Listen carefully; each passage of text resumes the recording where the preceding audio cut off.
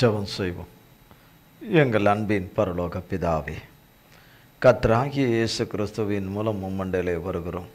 தந்தையாகிய தேவனே, மெய்யாகவே மெய்யாகவே உம்முடைய பிள்ளைகளாகிய எங்கள் யாவருக்கும், லைவில் இணைந்திருக்கிற உம்முடைய பிள்ளைகள் ஒவ்வொருவருக்கும் எங்கள் பரலோகத்தின் தேவனானவர், வானத்துக்கும் பூமிக்கும் அண்ட சராசரங்களுக்கும் தேவனும் ஆண்டவரும் இரட்சகரும் ஆவியானவராயிருக்கிற எங்கள் தகப்பனே, உம்மிடத்திலிருந்து தான் ஜீவ வார்த்தைகள் புறப்படுகின்றன.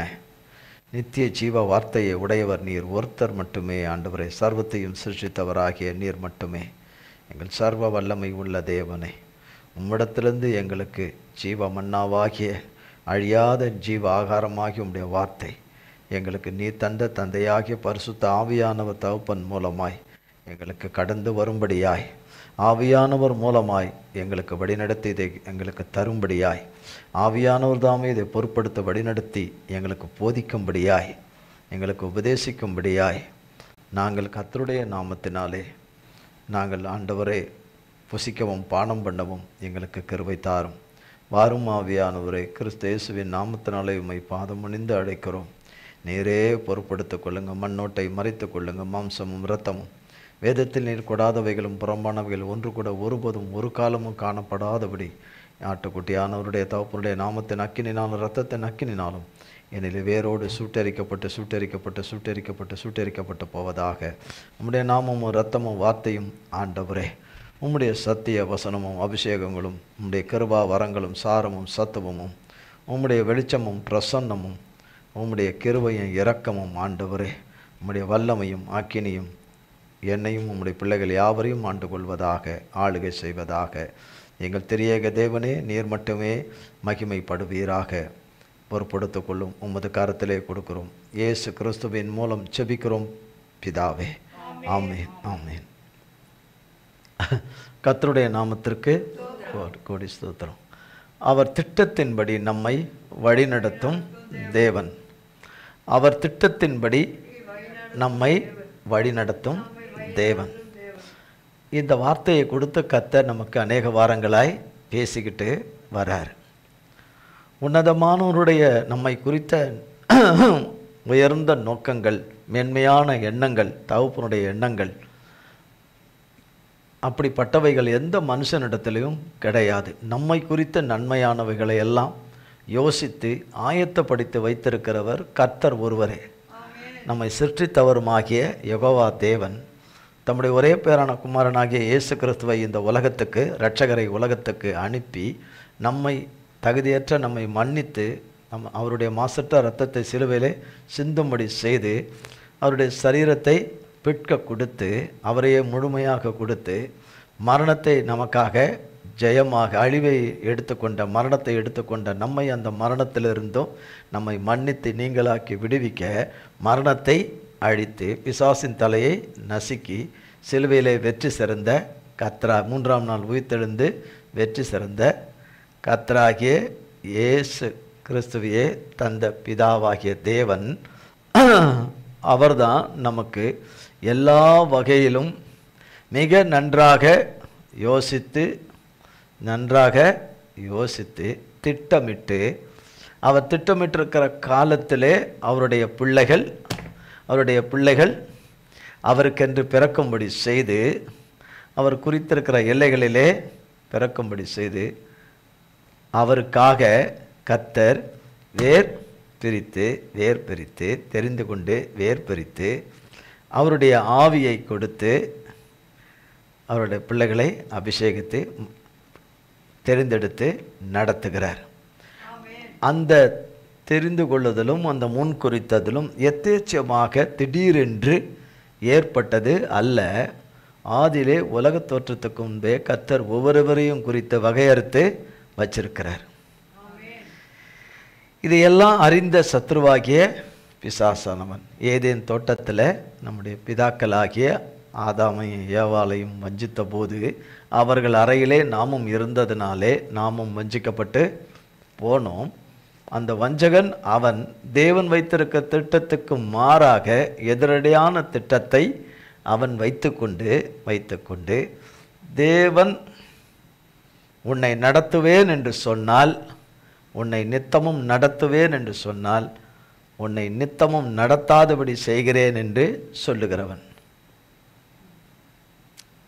தேவன் உன்னை நித்தமும் நடத்துவேன் என்று சொன்னால் சொன்னபடி நடத்துகிற தேவன் அவரை நம்பி இருக்கிறவர்களுக்கு, அவர் திட்டத்தில் இருக்கிற பிள்ளைகளுக்கு.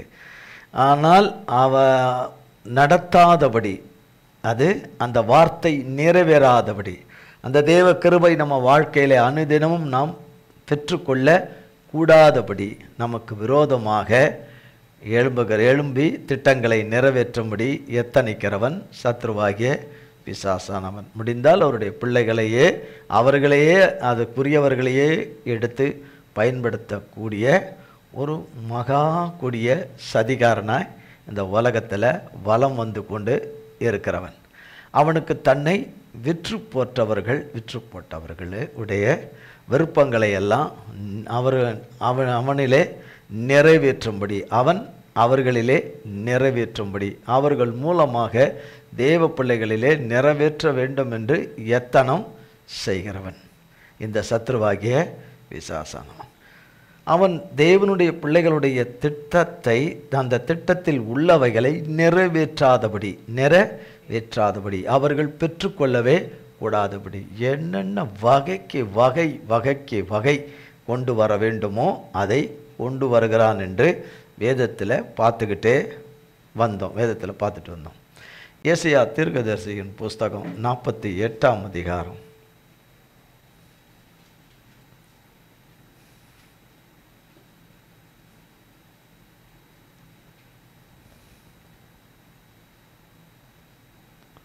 10ஆம் வசனத்திலிருந்து. இதோ உன்னை புடமிட்டேன், ஆனாலும் வெள்ளியைப் போலல்ல, உபத்திரவத்தின் குகையிலே உன்னை தெரிந்து கொண்டேன். என் நிமித்தமே அப்படி செய்வேன். என் நாமத்தின் பரிசுத்தம் எப்படி குலைக்கப்படலாம்? என் மகிமையை நான் வேறொருவருக்கும் கொடேன். யாக்கோபே, நான் அழைத்திருக்கிற இஸ்ரவேலே, எனக்கு செவிகொடு. நான் அவரே, நான் முந்தினவரும் நான் பிந்தினவருமாமே. என் கரமே பூமியை அஸ்திபாரப்படுத்தி என் வலதுகை வானங்களை அளவிட்டது. நான் அவைகளுக்கு கட்டளையிட அவைகள் அனைத்தும் நிற்கும். நீங்கள் எல்லாரும் கூடி வந்து கேளுங்கள். கர்த்தருக்கு பிரியமானவன் அவருக்கு சித்தமானதை பாபிலோனில் செய்வான். அவன் புயம் கல்தேயரின் மேல் இருக்கும் என்பதை இவர்களில் அறிவித்தவன் யார்? நானே அதை சொன்னேன். நான் அவனை அழைத்தேன். நான் அவனை வரப்பண்ணினேன். அவன் வழி வாய்க்கும். நீங்கள் என் சமீபத்தில் வந்து நான் சொல்வதை கேளுங்கள். நான் ஆதி முதற்கொண்டு அந்தரங்கத்தில் பேசவில்லை. அது உண்டான காலம் துவக்கி அங்கே நான் இருந்தேன். இப்பொழுதோ கர்த்தராகிய ஆண்டவரும் அவருடைய ஆவியும் என்னை அனுப்புகிறார். இஸ்ரவேலின் பரிசுத்தராய் இருக்கிற உன் மீட்பரான கர்த்தர் சொல்லுகிறதாவது, பிரயோஜனமாய் இருக்கிறதை உனக்கு போதித்து நீ நடக்க வேண்டிய வழியிலே உன்னை நடத்துகிற உன் தேவனாகிய கர்த்தர் நானே. என் கற்பனைகளை கவனித்தாயானால் நலமாயிருக்கும். அப்பொழுது உன் சமாதானம் நதியைப் போலும் உன் நீதி சமுத்திரத்தின் அலைகளைப் போலும் இருக்கும். அப்பொழுது உன் சந்ததி மணலத்தனையாகவும் உன் கர்ப்ப பிறப்பு அதன் அணுக்களத்தனையாகவும் இருக்கும். அப்பொழுது அதன் பெயர் நம்மை விட்டு அற்று போகாமலும் அழிக்கப்படாமலும் இருக்கும். பாபிலோனில் இருந்து புறப்படுங்கள், கல்தேயரை விட்டு ஓடி வாருங்கள். கர்த்தர் தம்முடைய தாசனாகிய யாக்கோபை மீட்டு கொண்டார் என்று சொல்லுங்கள். இதை கம்பீர சத்தமாய் கூறி பிரசித்தப்படுத்துங்கள். பூமியின் கடையாந்திரம் மட்டும் வெளிப்படுத்துங்கள் என்கிறார். அவர் அவர்களை கர்த்தராகிய தேவன் இங்கு கடைசியாக சொல்லும் பொழுது, பாபிலோனிலிருந்து புறப்படுங்கள், கல்தேயரை விட்டு ஓடி வாருங்கள். பாபிலோனிலிருந்து புறப்படுங்கள், கல்தேயரை விட்டு ஓடி வாருங்கள். கர்த்தர் தம்முடைய பிள்ளைகளுக்கு அவர் சொன்னதை அவர் நிறைவேற்றும் பரியந்தமும் அவர்களை விடுவது இல்லை. சத்துருவின் கரத்தில் கொடுப்பதும் இல்லை. அவர்கள் விருப்பங்களை அவருடைய பிள்ளைகள் வாழ்க்கையை நிறைவேற்ற விடுவதும் இல்லை. அவருடைய அனாதி தீர்மானமும் திட்டத்தின் விருப்பத்தையே அவர் நிறைவேற்றி முடிக்கிறவராய் இருக்கிறார். முற்றுமுடிய நிறைவேற்றி முடிக்கிறவராய் இருக்கிறார். பாபிலோனிலிருந்து புறப்படுங்கள். அசுத்தமான பாவமான இச்சையான பலவிதத்தில் தேவனுக்கு அருவருப்பான சகலவற்றிலும் தேவன் விளக்கின சகலவற்றிலும் இருந்து புறப்படுங்க. அதை விட்டுட்டு கல்தேரை விட்டு ஓடி வாருங்கள். இதெல்லாம் நடப்பதில்லை, இவைகளெல்லாம் சம்பவிப்பதில்லை, இவைகளெல்லாம் வாய்ப்பதில்லை. கர்த்தர் உங்களை கிருபை பாராட்டி உங்களை விடுவிப்பதும் இல்லை. உங்கள் வியாதிகள் குணமாவதில்லை. நீ விரும்புகிற வேலை உனக்கு கொடுப்பதில்லை. நீ விரும்புகிற கர்த்தரிடத்தில் வேண்டினவைகள் உன் காரியத்தில் வாய்ப்பதில்லை. தேவன் சொல்லினவைகள் உன் வாழ்க்கையிலே பலிப்பதும் இல்லை என்று சொல்லுகிறவர்கள் எல்லா விதத்திலும் அவநம்பிக்கையாய் அபிவிசுவாசமாய் சொல்லுகிறவர்கள், இடரின் கற்கல்லாய் இருக்கிறவர்கள், பேசி வார்த்தையிலே பேசுகிறவர்கள், நடக்கிறவர்கள். இன்னும் நம்பிக்கொண்டிருக்கிறாய், கர்த்தரை நம்பிக்கொண்டிருக்கிறாய், இன்னும் ஜெபம் பண்ணி கொண்டிருக்கிறாய், இன்னமும் வேண்டுதல் பண்ணி கொண்டிருக்கிறாய், இன்னும் உபவாசம் பண்ணி கொண்டிருக்கிறாய், இன்னமும் கர்த்தரை நோக்கி விண்ணப்பம் பண்ணி வேண்டுதல் செய்து கர்த்தரிடத்திலே அனுக்கிரகத்துக்காக கெஞ்சுகிறாய். அதில் பலன் ஒன்றும் உனக்கு இதுவரைந்தமும் இல்லை, இனி இருப்பதும் இல்லை என்று சொல்லுகிறவர்களை விட்டு ஓடி வாருங்கள். கர்த்தர் தம்முடைய தாசனாகிய யாக்கோபை மீட்டு கொண்டார் என்று சொல்லுங்கள். தம்முடைய தாசனாகிய யாக்கோபை, தாசன் என்று சொன்னால் கர்த்தருக்கு அடிமை, கர்த்தருக்கு பணிவிடை செய்கிறவர்கள், கர்த்தருடைய வேலையை, கர்த்தர் கொடுத்த வேலையை செய்கிற வேலைக்காரர்கள், கர்த்தருடைய வேலையை செய்கிற வேலைக்காரர்கள். அதான் தாசன், அதுதான் தாசன் என்று. ஏனால் கர்த்தராகிய இயேசு கிறிஸ்துவே அடிமையின் ரூபம் எடுத்து, பிலிப்பியர் 2ஆம் அதிகாரத்தில் சொல்லப்படுகிறது, அடிமையின் ரூபம் எடுத்து என்று சொல்லப்படுகிறது. கர்த்தராகிய தேவனே அப்படி என்றால் அவருடைய வேலை செய்கிறவர்கள் கர்த்தருக்கு அடிமையானவர்கள், கர்த்தருக்கு பணிவிடை செய்கிறவர்கள், அதான் கர்த்தருடைய தாசர்கள் என்று. 46ஆம் அதிகாரம்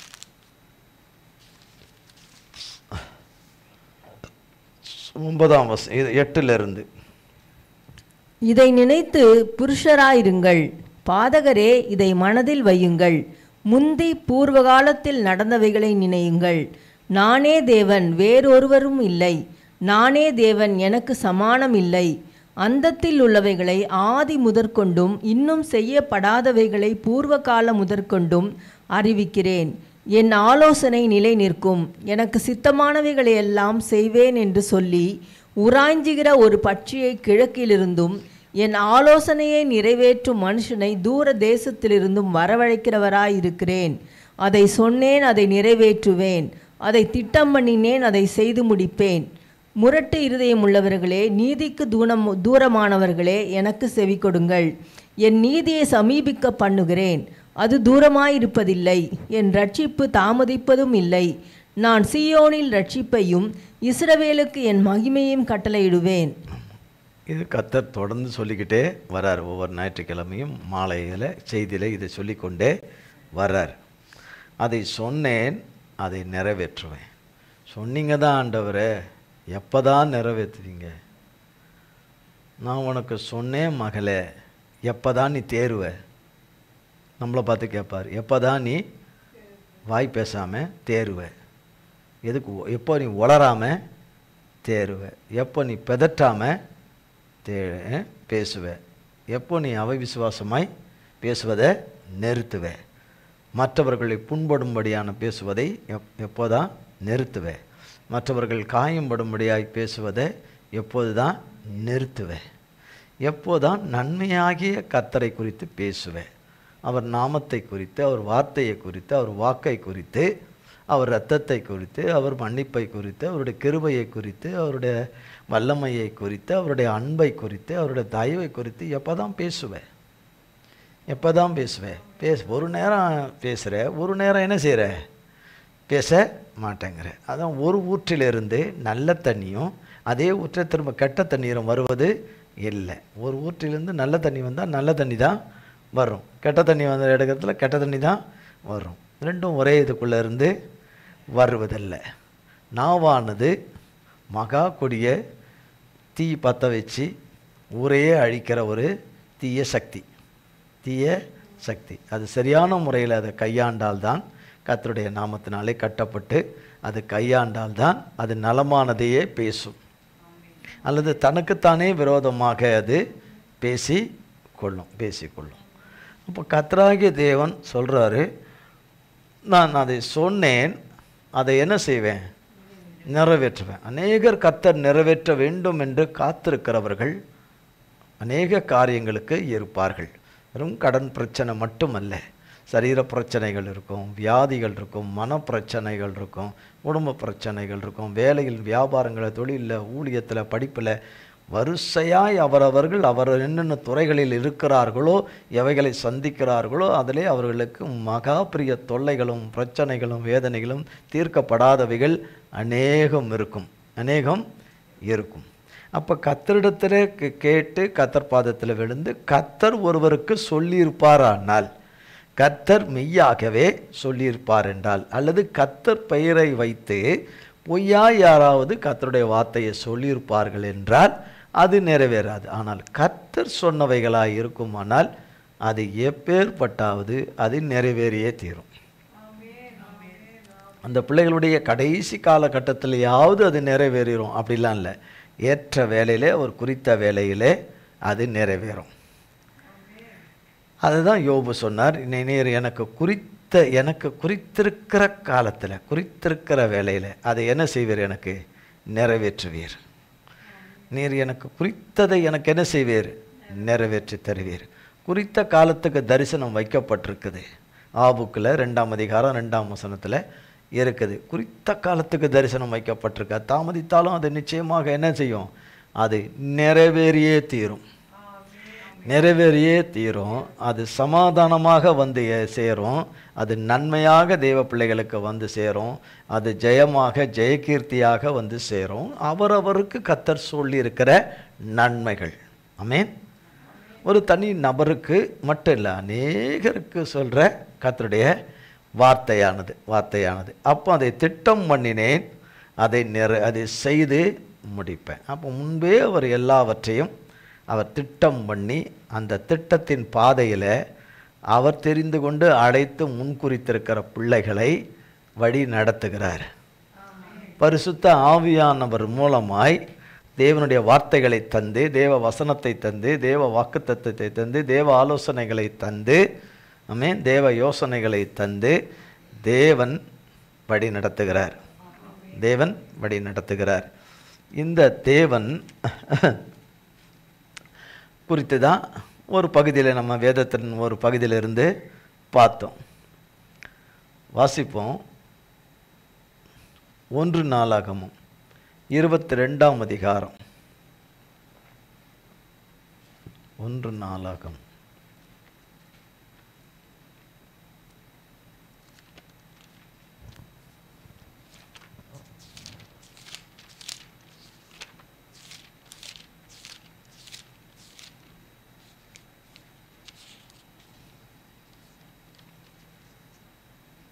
22ஆம் அதிகாரத்தில் இல்லையா, அதுக்கு முன்பதாக 21ஆம் அதிகாரம்.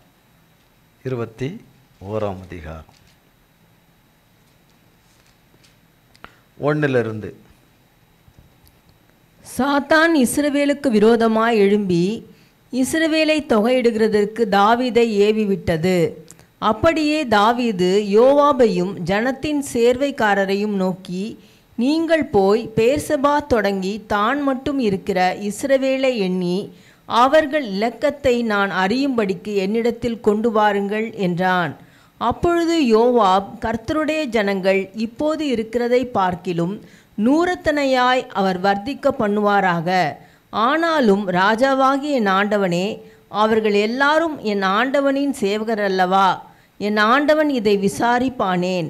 இஸ்ரவேலின் மேல் குற்றமுண்டாக இது நடக்க வேண்டியது என்ன என்றான்.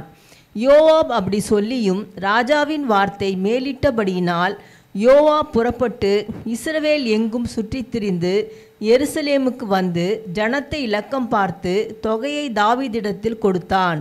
இஸ்ரவேலில் எல்லாம் பட்டயம் உருவத்தக்கவர்கள் 11 லட்சம் பேரும் யூதாவில் பட்டயம் உருவத்தக்கவர்கள் 4,70,000 பேரும் இருந்தார்கள்.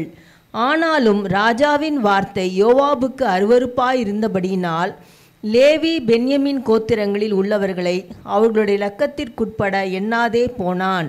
இந்த காரியம் தேவனுடைய பார்வைக்கு ஆகாததானபடியினால் அவர் இஸ்ரவேலை வாதித்தார்.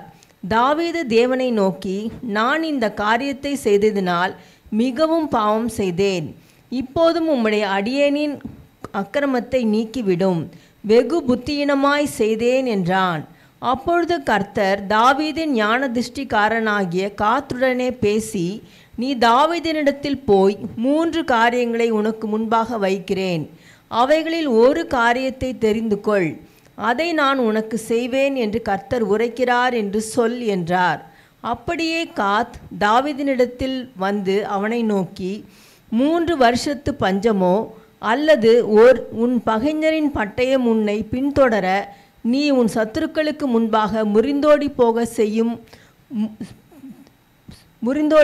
செய்யும் 3 மாத சங்காரமோ அல்லது 3 நாள் கர்த்தருடைய தூதன் இஸ்ரவேலுடைய எல்லையெங்கும் சங்காரம் உண்டாகும்படி தேசத்தில் நிற்கும் கர்த்தருடைய பட்டயமாகிய கொள்ளை நோயோ, இவைகளில் ஒன்றை தெரிந்து கொள் என்று கர்த்தர் உரைக்கிறார்.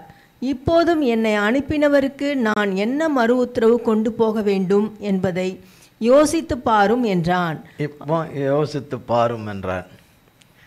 முதலே சொன்னார், கர்த்தருடைய திட்டத்தில் கர்த்தர் தாவீதை தெரிந்து கொண்டார். இடைய அதை ஞாபகப்படுத்திட்டே வர்றாரு. நாம் சீக்கிரத்தில் மறக்கிறவர்களாய் இருக்கிறதுனால என்றைக்கும் நடந்த ஒரு காரியம் இன்றைக்கு எத்தனை முறை பேசினாலும் அது திரும்பி வரப்போவது கிடையாது என்று நினைக்கிறோம். ஆனால் அது என்றைக்கும் திரும்பி வரப்போகிற காரியமே இல்லை.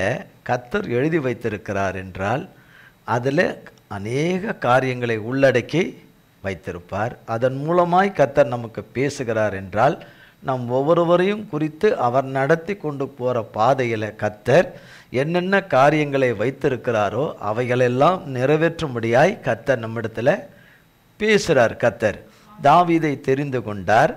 சரியாக சொல்ல வேண்டுமானால் தாவீது கடைசி மகனாக பிறந்தது வரலாற்றின்படி தற்செயலாக நடந்தது போல அப்படி இருக்கலாம். தகப்பனுக்கு தாய்க்கு தற்செயலாய் நடந்தது போல காணப்படலாம். ஆனால் தேவ சித்தத்தினாலே பிறந்தவர், தேவ சித்தத்தின் நோக்கத்தின் திட்டத்திலே பிறந்தவர் தாவீது.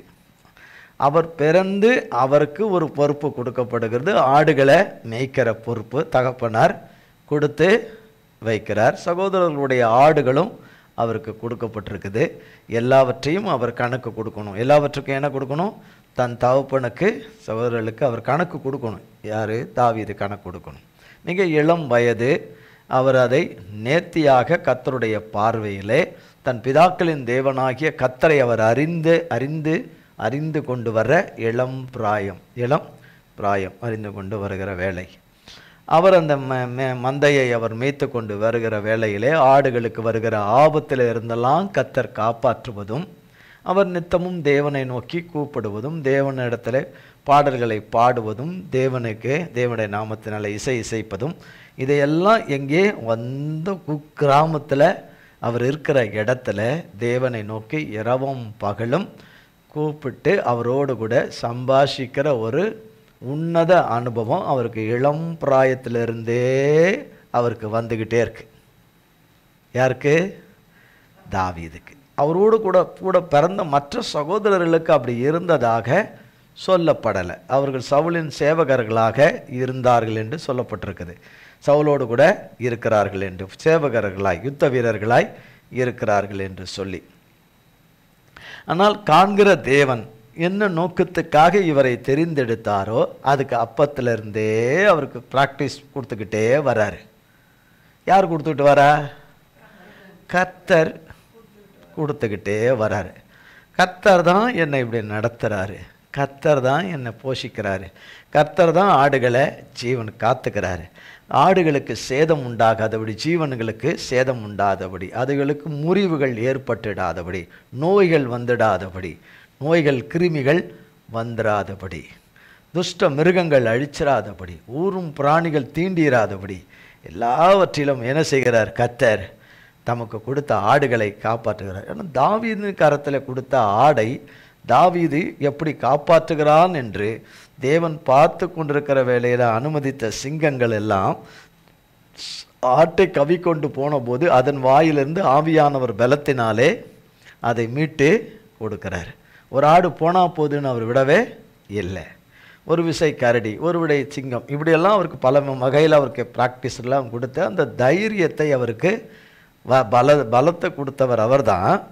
ஆனால் அந்த தைரியத்தை கொடுத்து அவரை நடத்தி வர வேலை தான் இந்த கோலியாத் என்பவன் வந்து நின்னான்னு சொன்னார். கோலியாத்து வந்து, யார் உங்களுக்கு இருக்கோ வாங்க, எல்லாரும் வாங்க, உங்களை எல்லாம் அடித்து நான் இது உங்களை என்ன செய்திருவேன், எருவாக போட்டுவிடுவேன், பிணங்களுக்கு பறவைகளுக்கெல்லாம் உங்களை போட்டுருவேன்னு சொல்லி அவன் கூப்பிட கூப்பிட ஒருத்தர் கூட போல. அவனை பார்த்து அலறின அவர்கள்.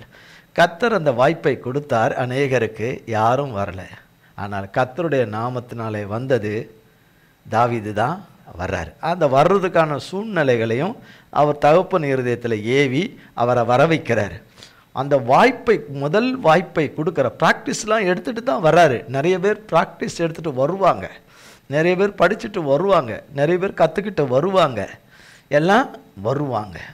ஆனால் தேவன் தருகிற அந்த ஆப்பர்ச்சுனிட்டி, அந்த வாய்ப்பு, பரிசுத்த தேவன் தருகிற அந்த வாய்ப்பை தாவீது கர்த்தருடைய நாமத்தினாலே பயன்படுத்தி கொண்டார்.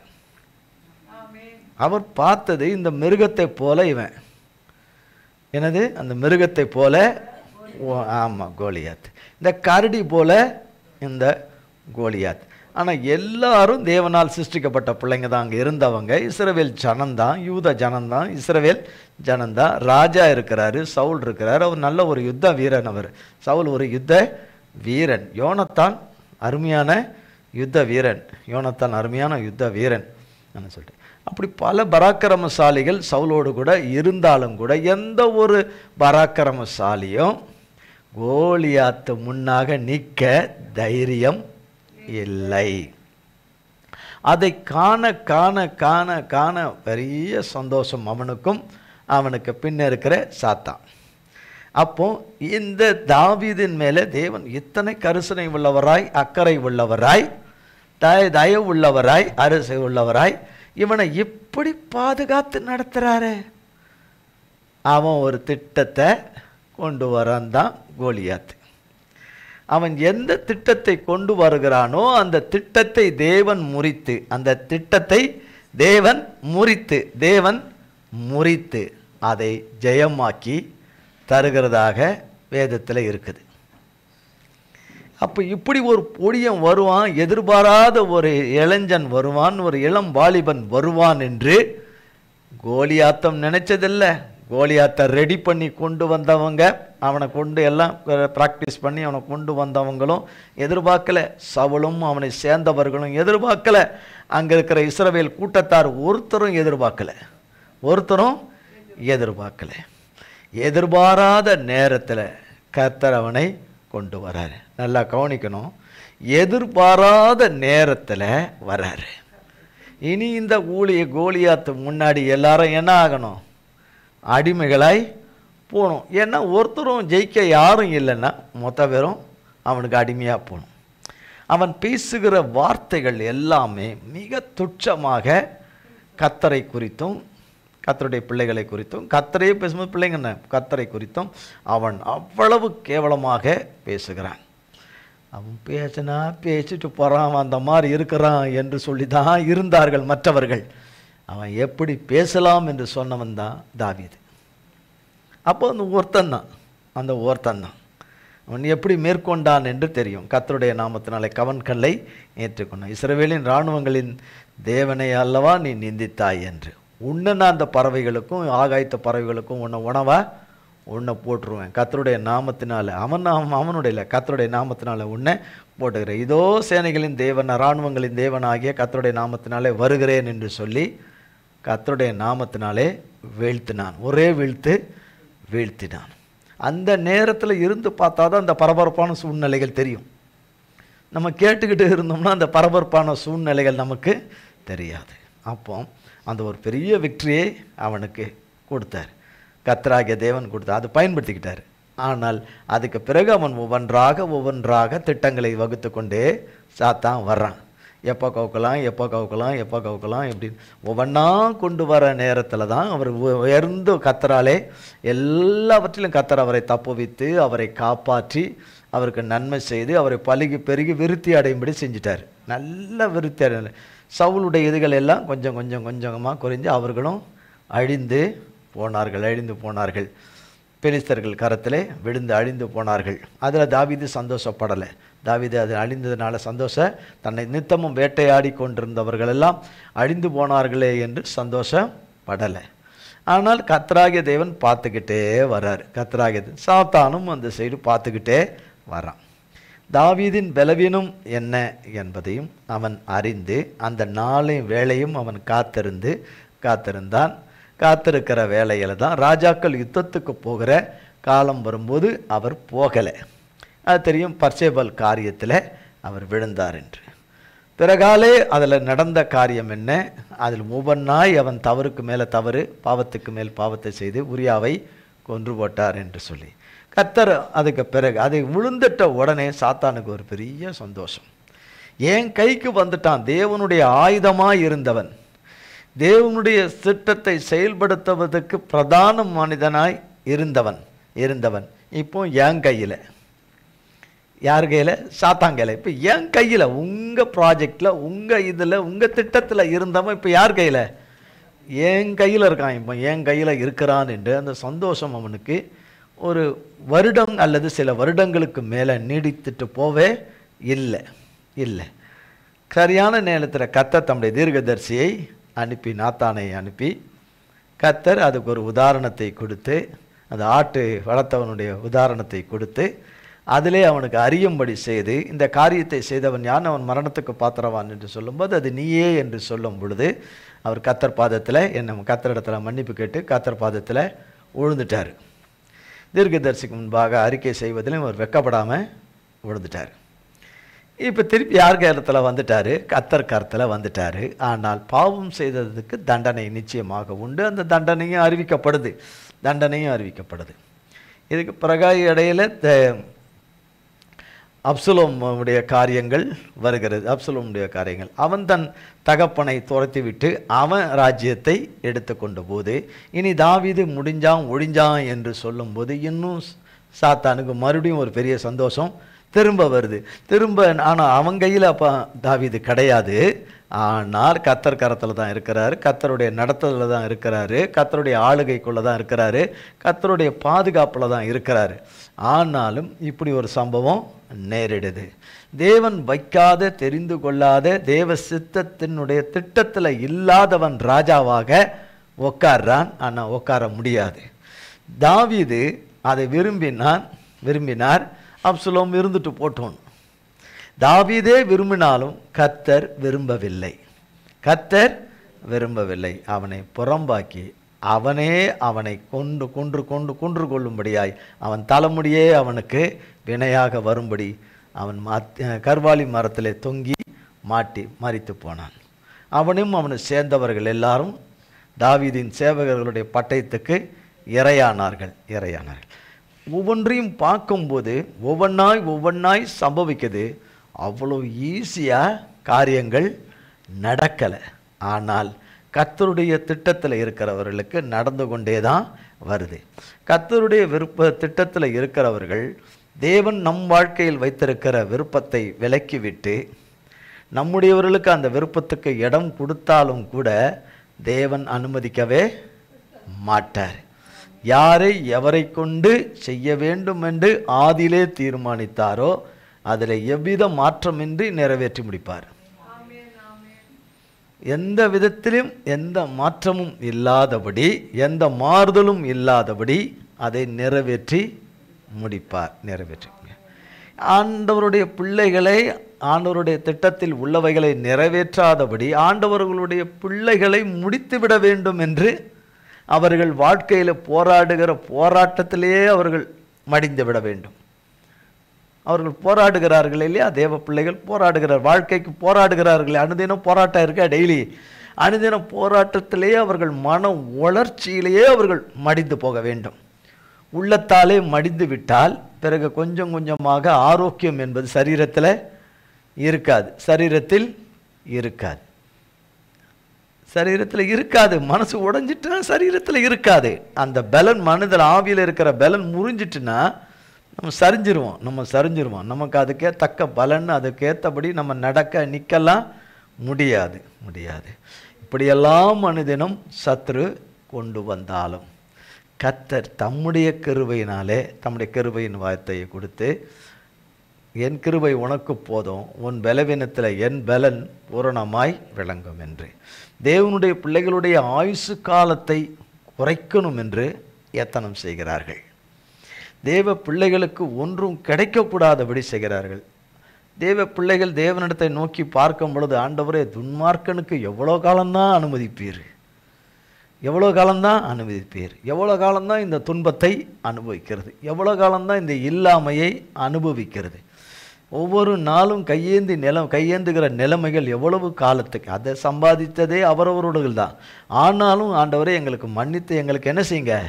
எங்களுக்கு இரக்கம் பாராட்டி எங்களுக்கு இளைப்பாறுதலை என்ன செய்யுங்க? கட்டளையிடுங்க. எங்களுக்கு இளைப்பாறுதலை கட்டளையிடுங்க ஆண்டவரே. ஒரு நாளும் இளைப்பாறுதல் என்பதே இல்லை. அலைந்து திரிகிறது. மனதிலும் எண்ணத்திலும் சரீரத்திலும் அலைந்து திரிகிற வாழ்க்கை. தாவீது வாழ்க்கையில் அலைந்து திரிகிற காலம் இருந்தது. தேவன்தான் தெரிந்து கொண்டார். தாவீது கேட்கல, என்னை ராஜாவாக்குங்கன்னு, என்னை அபிஷேகம் பண்ணுங்க, உங்கள் வாழ்க்கையில் என்னை நினச்சிக்கோங்க, என் வாழ்க்கையில் உங்களை நினச்சிக்கோங்க, எனக்கு உங்கள் திட்டத்தில் எனக்கு ஒரு இடம் கொடுங்க, அப்படிலாம் அவர் என்ன செய்யலை, கேட்கல. கர்த்தர் தான் தீர்மானித்தார். அவரை அபிஷேகம் பண்ண வேண்டும். சாமுவேல் தீர்க்கதரிசி மூலமாய் அபிஷேகம் பண்ண வேண்டும் என்று தீர்மானித்தவரே அவர்தான். இஸ்ரவேலராகிய யூதராகிய யாவருக்கும் அவனை ராஜாவாக கொண்டு வர வேண்டும் என்று வைத்தவரும் அவர்தான். அவர் மூலமாய் எருசலேம் தேவாலயத்தினுடைய காரியங்களை எல்லாம் தெரியப்படுத்த வேண்டும் என்பதையும் முன்குறித்தவரும் அவர்தான். அதுக்கான சகல விதமான எல்லா விதமான பொருளாதார ஸ்ட்ரென்த் அத்தனையும் அவருக்கு ஆசீர்வதித்து அவருக்கு கொடுக்கணும்னு தீர்மானித்தவரும் கர்த்தர் தான். இஸ்ரவேலின் எல்லைகளை விரிவாக்க வேண்டும், அதனுடைய தேசத்தின் எல்லைகளை பெரிதாக்க வேண்டும் என்கிற திட்டத்தையும் அவர் மூலம்தான் கர்த்தர் முன்குறித்து வச்சிருந்தார். அவருடைய சந்ததியில் தான் அவருடைய மகனின் மூலமாக ஆலயம் கட்டப்பட வேண்டும் என்பதையும் எல்லாமே அவர் வச்சிருந்தார். அப்போ இந்த காரியங்கள் எல்லாம் நடந்து வருகிற வேளையில் தாவீதுக்கு மிகுந்த ஒரு சந்தோஷமும் எல்லாமே அப்படியே கடந்து வருகிற வேளையில் இப்போ ஜனங்களை தொகையிடுகிறதுக்கு அவர் எண்ணிக்கை என்ன ஜனங்கள் என்று, எவ்வளவு ஜனம் என்று தளபதி சொல்லுகிறார். வேண்டாம் என்று சொல்லுகிறார். வேண்டாம் ராஜா, இது அருவருப்பானது, கர்த்தருக்கு பிடிக்காதது, ஜனங்கள் எல்லாம் இன்னும் 100 மடங்கு நம்ம கர்த்தர் கொடுத்த ஜனங்க பழுகி பெருகுவாங்க, வேண்டான்னு. ஆனாலும் அவர் கேட்கல. கேட்ட எண்ணிட்டாரு. கர்த்தருக்கு கோபம் வந்துருச்சு. இப்போ 3 காரியத்தை சொல்கிறாங்க. அந்த 3 காரியம் தான் வாசித்தாங்க. 3 அதை நீ சூஸ் பண்ணிக்க. அதான் போன வாரம் அதுதான் பார்த்தோம். அது வரைக்கும் அதான் பார்த்தோம். அப்போ பாரு அப்படின்றாரு. அது எது 3ல் 1 என்ன பண்ணு, சூஸ் பண்ணு. நம்ம என்ன செய்வோம்? 3 சொல்லிட்டாரு, 3ல் என்ன பண்ணுவோம்? கர்த்தரே சொல்லிட்டாரு, 3ல் 1 என்ன செய்யலாம், சூஸ் பண்ணலாம் அப்படின்னு நம்ம ஏதாவது ஒன்று அதை கணக்கிட்டு பார்த்து எது என்று சொல்லி நாம் கணக்கிடுவோம். ஆனால் தாவீது அதை எப்படி செய்கிறார் என்று கர்த்தர் பார்த்தார். அவனோ 13ஆம் வசனம். அப்பொழுது தாவீது காத்தை நோக்கி, கொடிய இடுக்கணில் அகப்பட்டிருக்கிறேன், இப்போது நான் கர்த்தருடைய கையிலே விழுவேனாக. அவருடைய இரக்கங்கள் மகா பெரியது, மனுஷர் கையிலே விழாது இருப்பேனாக என்றான். இப்போ தேர்ந்தெடுக்கலை, உங்ககிட்ட ஊழ்ந்துடுறேன், நீங்களே சூஸ் பண்ணிக்கங்கன்ட்டார். நீங்களே சூஸ் பண்ணிக்கங்கன்ட்டார். அப்போ கர்த்தர் கொள்ளை நோயை சூஸ் பண்ணிட்டார், கொரோனாவை சூஸ் பண்ணிட்டார் வச்சுக்கிங்களேன். கொள்ளை நோயை சூஸ் பண்ணிட்டார் கர்த்தர், சொல்லிட்டார். அதனாலே 70,000 பேர் செத்துட்டாங்க. 70,000 பேர் இறந்துட்டாங்க.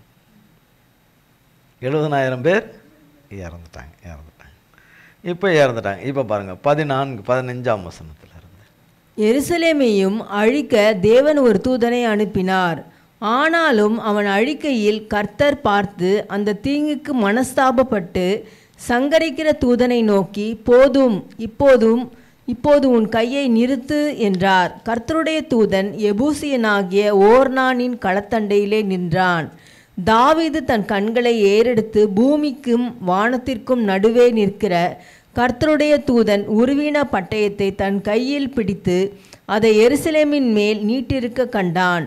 அப்பொழுது தாவீதும் மூப்பர்களும் இரட்டு போர்த்து கொண்டு முகங்குப்புற விழுந்தார்கள். தாவீது தேவனை நோக்கி, ஜனத்தை என்ன சொன்னவன் நான் அல்லவோ? நான் தான் பாவம் செய்தேன், பொல்லாப்பு நடப்பித்தேன். இந்த ஆடுகள் என்ன செய்தது? இந்த ஆடுகள்னா மனுஷர் தான். என் தேவனாகிய கர்த்தாவே, வாதிக்கும்படி உம்முடைய கரம் உம்முடைய ஜனத்திற்கு விரோதமாயிராமல் எனக்கும் என் தகப்பன் வீட்டிற்கும் விரோதமாயிருப்பதாக என்றான். அவங்க கேட்டாங்கன்னா எப்படி இருக்கும்? தாவீது குடும்பத்தில் மற்றவங்களுக்கு வர வேணாம், எனக்கும் என் குடும்பத்துக்கும் என் தாப்பும் குடும்பத்துக்கும் வரட்டோன்னா அவங்க அலறுவாங்களா அலற மாட்டாங்களா? இப்போ அலற மாட்டாங்களோ? பரவாயில்ல, அலறுன்னு அலறுவாங்க இருப்பதாக என்று அப்படி சொல்கிறார். அவங்களுக்கு வர வேண்டாம், தப்பு செய்து நான் தானே, என்ன தண்டிங்க, என்னுடைய செதவனை தண்டிங்க, அவங்கள யாரும் இது பண்ணாதீங்கன்றார். அப்பொழுது எபூசேனாகிய ஓர்னானின் களத்திலே கர்த்தருக்கு ஒரு பலிபீடத்தை உண்டாக்கும்படி தாவீது அங்கே போக வேண்டுமென்று தாவீதுக்கு சொல் என்று கர்த்தருடைய தூதன் கட்டளையிட்டார். நடத்தி கொண்டு போறார். ஏன்னா இவர் அநேக நாட்களாய் கேட்டுக்கொண்டே வரார். ஆண்டவர் என்ன செய்கிறாரு? வெளிப்படுத்தியிருக்கிறார். ஆலயம் உலகத்திலே தலை சிறந்த கர்த்தருக்கு பிரியமான ஒரு ஆலயம். அதை யாராலையும் கற்பனை செய்யவே முடியாது. அவ்வளவு விசேஷித்தமான தேவனுடைய ஆலயத்தை கட்டணும் என்று வைத்தார். ஆனால் அது எங்கே கட்டணும், ஏது, எப்படி, என்ன, அதுக்கு இன்னும் இடம் வேணும், எந்த இடம் எந்த ஸ்தலம்னு வேணும். அது கர்த்தருக்கென்று அதை ஆயத்தப்படுத்தணும். அதுக்கு பிறகு அதை பிரதிஷ்டை பண்ணணும். அதுக்கு பிறகு அதை திட்டமிடணும். அதுக்கு திட்டமிட்டு இவ்வளவு ஆகும் என்று கணக்கிட வேண்டும். அதுக்கான பொறுப்புகளை மகனிடத்தில் கொடுக்க வேண்டும். கர்த்தர் சொன்னபடி கொடுக்க வேண்டும்.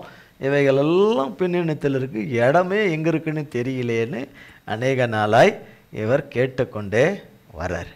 கர்த்தர் ஒருவேளை சொல்லியிருக்கலாம், இந்த இடத்துல இருக்குது, போ அந்த இடம்னு சொல்லி நேரடியாக சொல்லியிருக்கலாம். அப்படி சொல்லாதபடி அவருடைய நடத்துதல் வித்தியாசம். இங்கு தான் அதனுடைய ரிசல்ட் வருது. அப்பொழுது எபூசியனாகிய ஓர்னானின் களத்திலே கர்த்தருக்கு ஒரு பலிபீடத்தை உண்டாக்கும்படி தாவீது அங்கே போக வேண்டும் என்று தாவீதுக்கு சொல் என்று கர்த்தருடைய தூதன் காத்துக்கு கட்டளையிட்டான். தாவீதோடவே கர்த்தர் நேரடியாக பேசுவார். தாவீது கர்த்தரிடத்தில் பேசுவார், கர்த்தர் தாவீதினிடத்திலே பேசுவார். ஆனால் இங்கே கர்த்தருடைய தூதனை இங்கே அனுப்பியிருக்கிறார். அனுப்பி காத்தினிடத்தில் சொல்லி நீ சொல்லு அப்படின்றார். அப்பொழுது 19ஆம் வசனம், அப்பொழுது தாவீது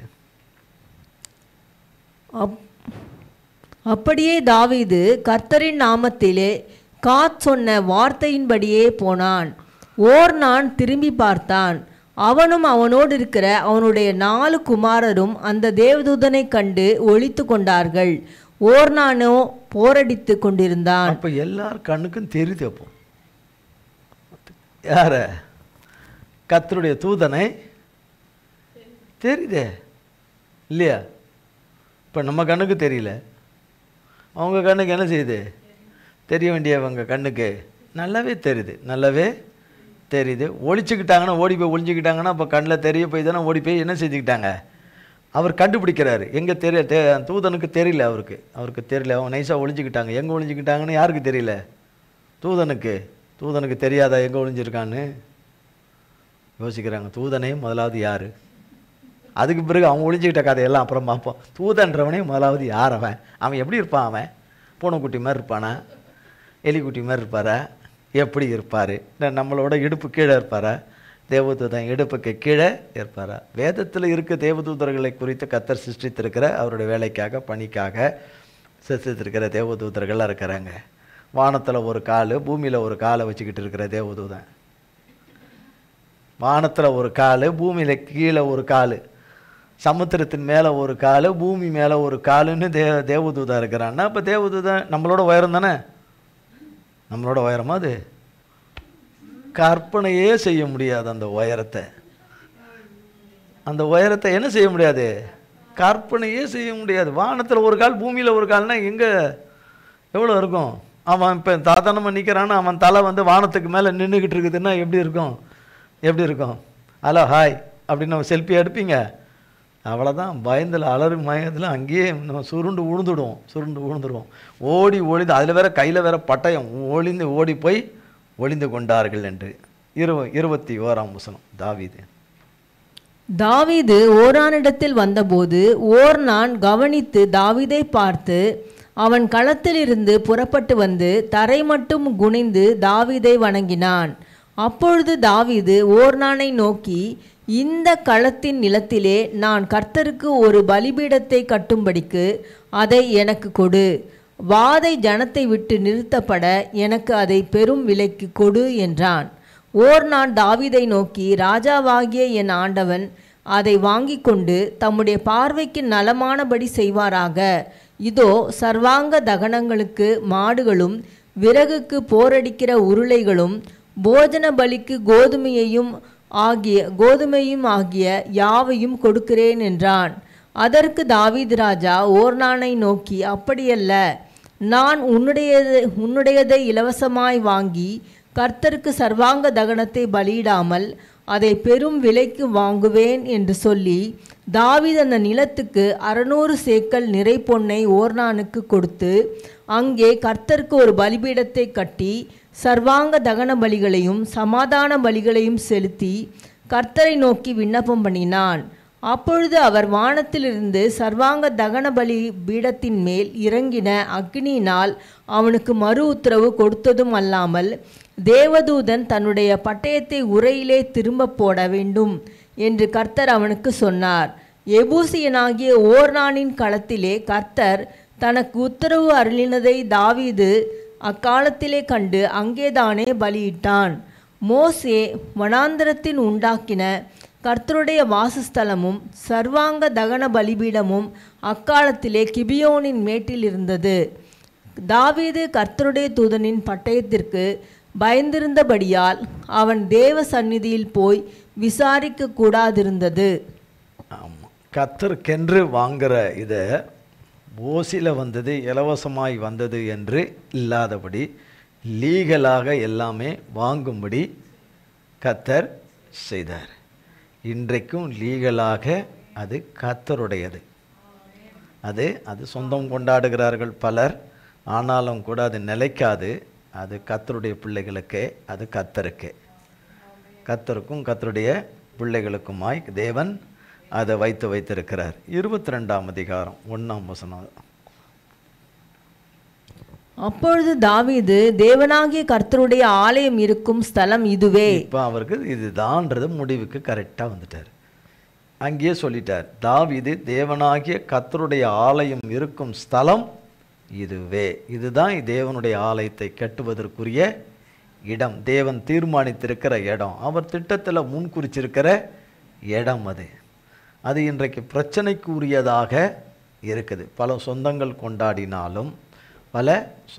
கொண்டாடினாலும் அதிலே வேறு ஒன்றை கொண்டு வந்து வைத்திருந்தாலும் கூட கர்த்தர் குறித்திருக்கிற நாளிலே சில யுத்தங்கள் நடைபெற்று அவைகள் எல்லாம் கர்த்தர் நாமத்தினாலே அகற்றப்படும். கர்த்தருடைய நாமத்தினாலே அகற்றப்படும். இரத்தம் சிந்துதல்கள் இருக்கும், உயிர் பலிகள் இருக்கும், ஆனாலும் அது அகற்றப்படும். கர்த்தருடைய திட்டத்தின்படி அகற்றப்படும். அதை அகற்றுவதற்கென்று நியமிப்பவர்கள் அதை கர்த்தராலே செய்து முடிப்பார்கள். அதுக்கு ஒத்தாசையாக இருக்கக்கூடியவர்கள் அக்காலத்தில், ரொம்ப காலங்கள் அல்ல, அக்காலத்தில் ஒத்தாசையாக இருக்கக்கூடியவர்களுக்கும் கர்த்தர் துணை நின்று அவர்களும் அதற்காகவே தான் கர்த்தர் கொண்டு வரார். கொண்டு வந்து கர்த்தர் அதை நிறைவேற்றும்படியாய் கையில் தடுக்கிற காரியங்கள் சகலவற்றையும் செய்து கர்த்தர் வேதத்தில் எழுதின தம்முடைய வார்த்தையை நிறைவேற்றுவார். அதன் காலத்தில் அவரவர்களை அவர் தேவன் அவருக்கென்று எழுப்பி கொண்டு வந்து அவர்களை அதில் அமர செய்து கர்த்தர் அந்த காரியங்களை எல்லாம் நடப்பிப்பார். கர்த்தர் அப்போ சொல்கிறார், இது இருக்கும் ஸ்தலம் இதுவே, இஸ்ரவேல் பலியிடும் சர்வாங்க தகன பலியிடும் பீடமும் இருக்கும் ஸ்தலமும் இதுவே என்றான். இப்போ 2ஆம் வசனம். பின்பு தாவீது இஸ்ரவேல் தேசத்தில் இருக்கிற அந்நிய ஜாதியாரை கூடி வரச் செய்து தேவனுடைய ஆலயத்தை கட்டுகிறதற்கான கல்லுகளை வெட்டி பணிப்படுத்தும் கல்தச்சரை ஏற்படுத்தினான். தாவீது வாசல்களின் கதவுகளுக்கு வேண்டிய ஆணிகளுக்கும் கீழ்களுக்கும் மிகுதியான இரும்பையும் நிறுத்த முடியாத ஏராளமான வெண்கலத்தையும் எண்ணிறந்த கேதுரு மரங்களையும் சம்பாதித்தான்.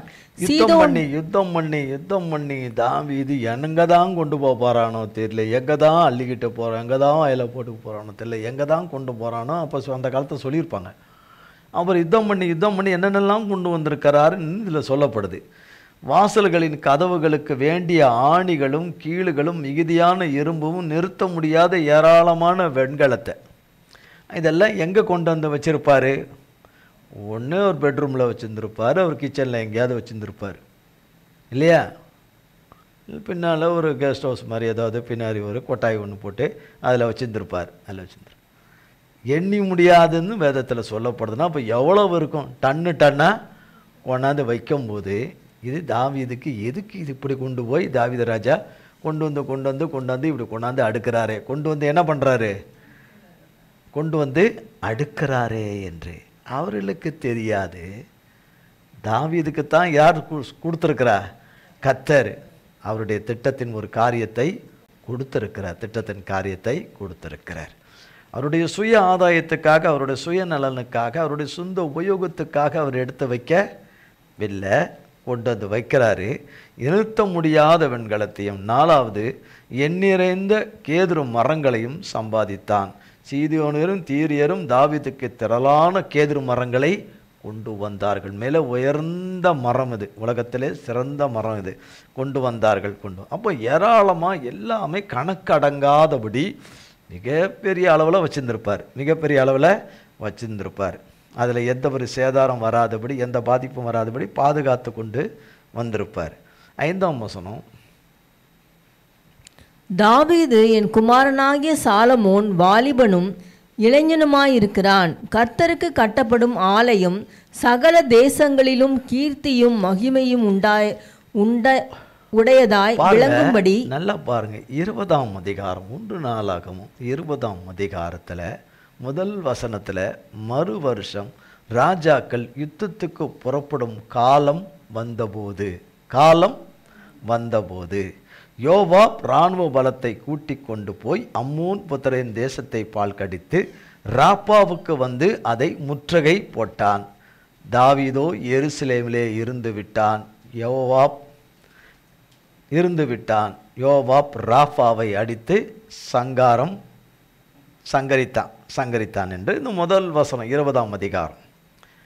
இதுக்கு பிறகு நடந்திருக்கிற, இதுக்கு கீழ் 2ஆம் வசனத்துக்கு 1ஆம் வசனத்துக்கு கீழே நடந்திருக்கிறது என்ன? அங்கே தான் பட்சேபால் சம்பவங்கள் எல்லாம் நடந்தது. இன்னொரு பகுதியில் மிக விவரமாக போடப்பட்டிருக்கு. இந்த இடத்துல அது இல்லை. இதுக்கு இடையில பட்சேபால் சம்பவம். அதுக்கு பிறந்த சம்பவத்தில் தான் பாவத்தில் பிறந்த பிள்ளைய கர்த்தர் அடிக்கிறார். அது செத்து போச்சு. அதுக்கு பிறகு பிறக்கிற பிள்ளை தான் சாலமோன். அப்போனா 20ஆம் அதிகாரத்தில் இருந்து 22ஆம் அதிகாரத்துக்கிட்ட 2 அதிகாரங்கள் தான். இந்த 2 அதிகாரம் வரும்போதே 20 வருடங்கள் கடந்துட்டு.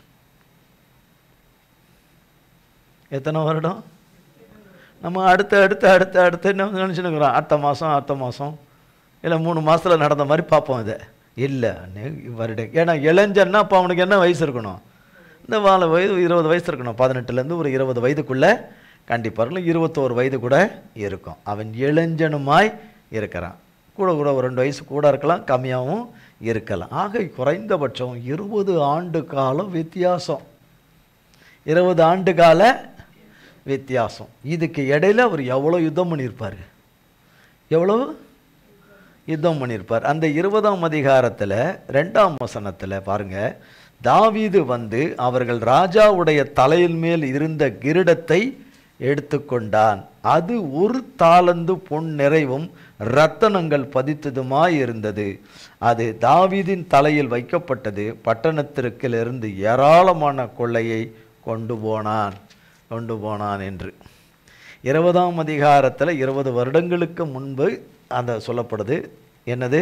கிரீடத்தை எடுத்துக்கொண்டான் என்று ஏராளமான. அதுக்கு பிறகு கர்த்தர் ஒரு பக்கம் எல்லைகள் விஸ்தாரமாகிறது, தேவனுடைய தேசத்தின் எல்லைகள் விஸ்தாரமாகுது. அதுக்கு கர்த்தர் தாவீதை பயன்படுத்துகிறார்.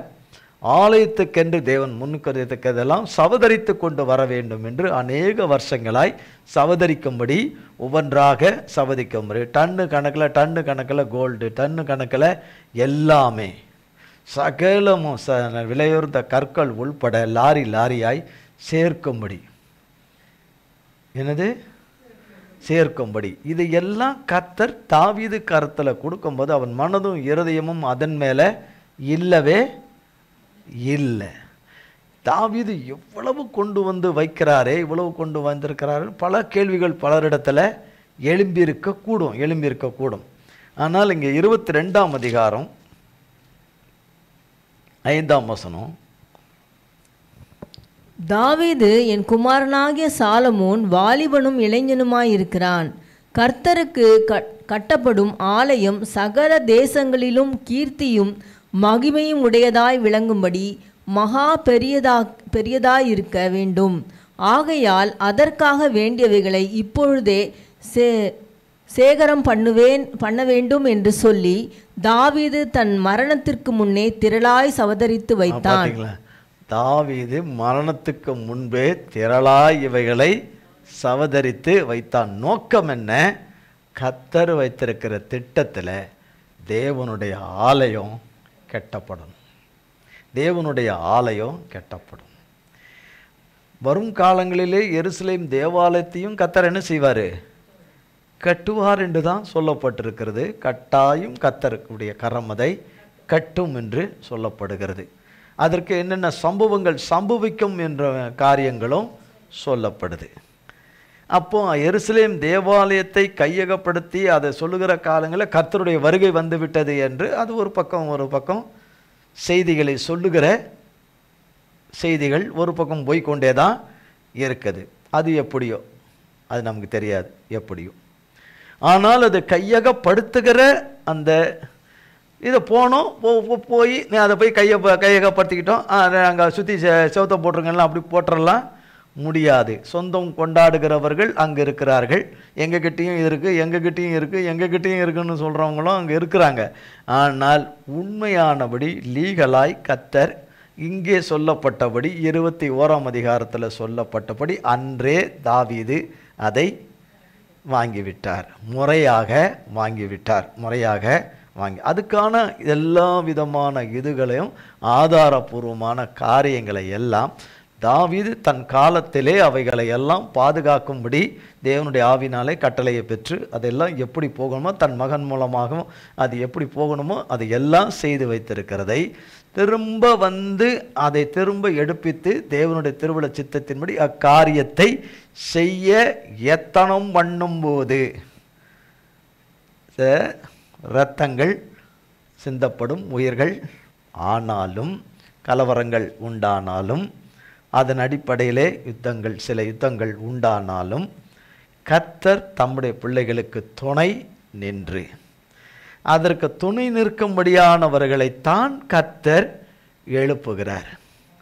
அவர்களை எழுப்பும்படி அவர்களை கொண்டு வரணும். மனுஷர் இருதயத்திலே கிரியை செய்து காரியங்களை எல்லாம் கொண்டு வந்து கர்த்தர் அதை எடுப்பிக்கிற காலங்கள் வரக்கூடிய காலத்திலே அதை செய்வார். கர்த்தர் வரக்கூடிய காலத்தில் செய்வார். ஏனென்றால் அவர் சொல்லிட்டாரு, அவருக்கு பிரியமான நகரம் எருசலேம், அவருக்கு பிரியமான நகரம், பிரியமான தேசம்.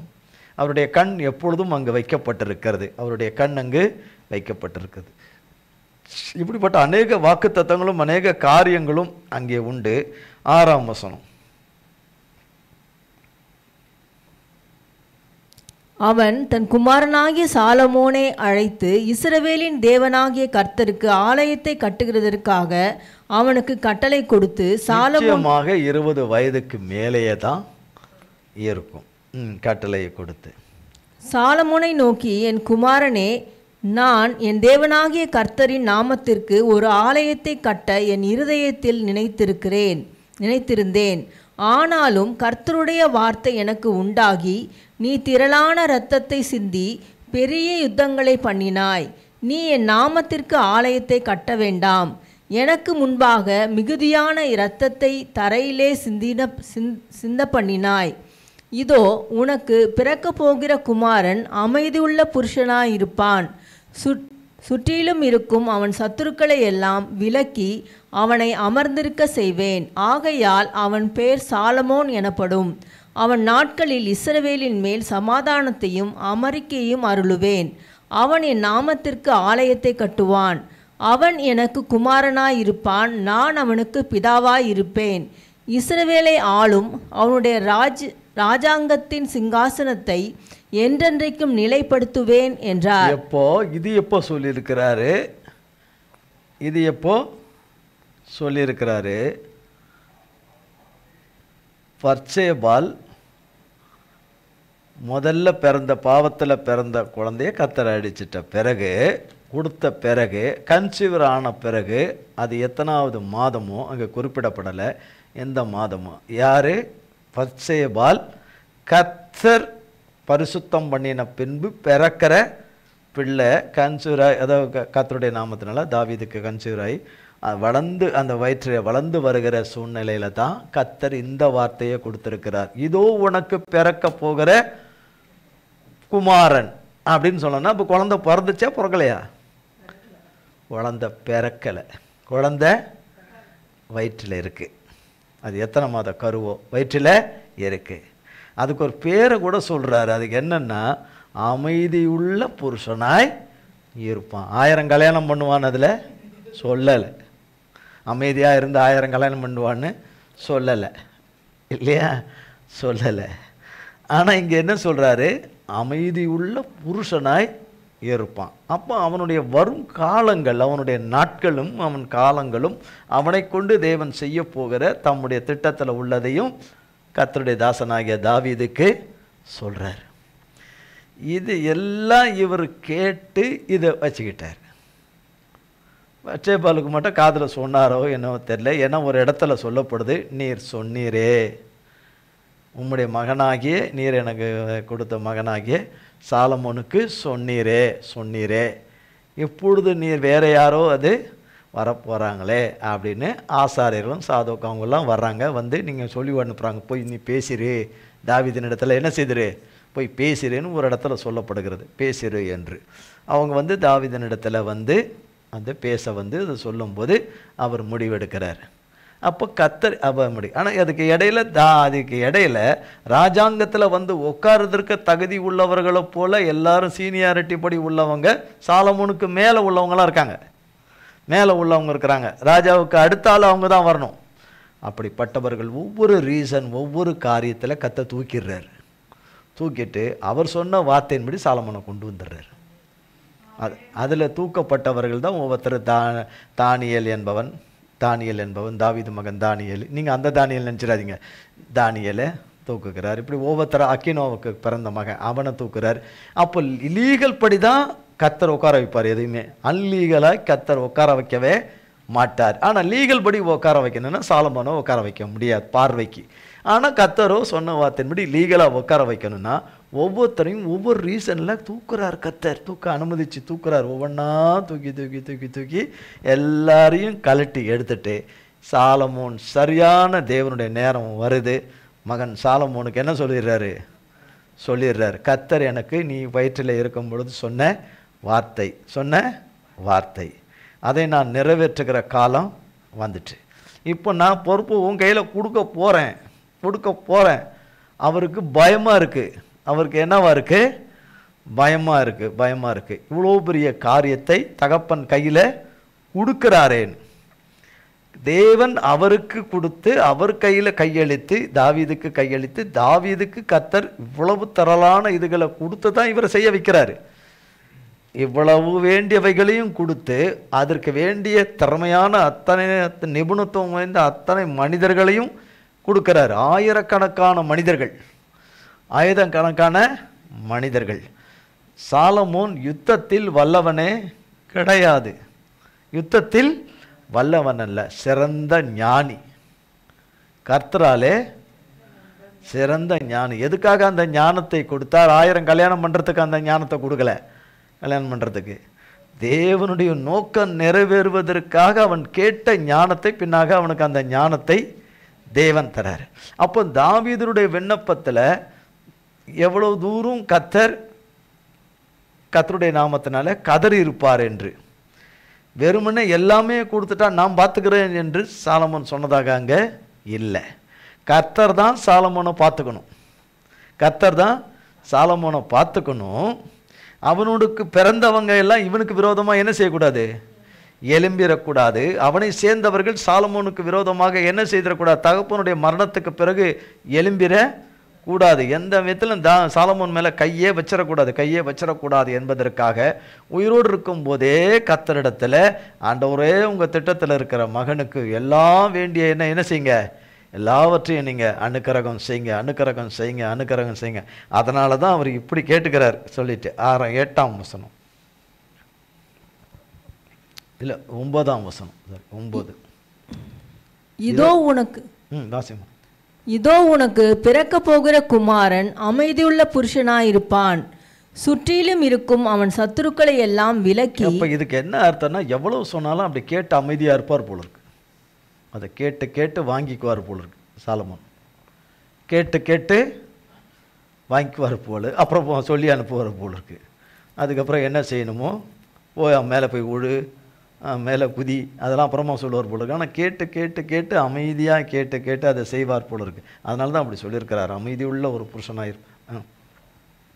அவன் சத்துருக்களை எல்லாம் விலக்கி அவனை அமர்ந்திருக்க செய்வேன். ஆகையால் அவன் பேர் சாலமோன் எனப்படும். அவன் நாட்களில் இஸ்ரவேலின் மேல் சமாதானத்தையும் அமரிக்கையையும் அருளுவேன். அவன் என் நாமத்திற்கு ஆலயத்தை கட்டுவான். அவன் எனக்கு குமாரனாயிருப்பான், நான் அவனுக்கு பிதாவாயிருப்பேன். இஸ்ரவேலை ஆளும் அவனுடைய ராஜாங்கத்தின் சிங்காசனத்தை என்றென்றைக்கும் நிலைப்படுத்துவேன் என்றார். இப்போதும் என் குமாரனே, நீ பாக்கியவானாயிருந்து கர்த்தர் உன்னை குறித்து சொன்னபடியே உன் தேவனாகிய கர்த்தரின் ஆலயத்தை கட்டும்படி அவர் உன்னுடனே கூட இருப்பாராக. கர்த்தர் உனக்கு ஞானத்தையும் உணர்வையும் அருளி செய்து. அதான் பாருங்க, கர்த்தர் சொல்றார் பாருங்க இந்த இடத்துல, கர்த்தர் உனக்கு ஞானத்தையும் உணர்வை கொடுக்கிற. இதெல்லாம் ஆவியானவருடைய கிருபை. ஏசப்பா தான் ஞானம், ஆவியானவருடைய கிருபை. இந்த ஞானத்தையும் அந்த உணர்கிற அந்த இதையும் அருளி செய்ய வேண்டும் என்று செய்து உன் தேவனாகிய கர்த்தரின் நியாய பிரமாணத்தை கைக்கொண்டு இஸ்ரவேலை ஆளும்படி உனக்கு கட்டளையிடுவாராக. கர்த்தர் இஸ்ரவேலுக்காக மோசேக்கு கற்பித்த நியமங்களையும் நியாயங்களையும் செய்ய நீ கவனமாயிருந்தால் பாக்கியவானாயிருப்பாய். இங்கே சொல்றார், நீ கவனமாயிருந்தாயானால். அதில் தான் ஒன்றில் இருந்தார், இன்னொன்றில் மிஸ் ஆயிட்டார். அதனால தான் இருந்தால் என்னாலே வேதத்தில் ரொம்பவே கூர்ந்து பார்க்க வேண்டியது. இருந்தால் என்ற இடமும் ஆனால் என்ற இடமும் 2 இடமும் ரொம்பவும் கூர்ந்துருக்கணும். சேலான்னு போட்டிருந்தா அதை திரும்ப படித்து பார்த்துக்கணுங்கிற ஒரு இடம் அது.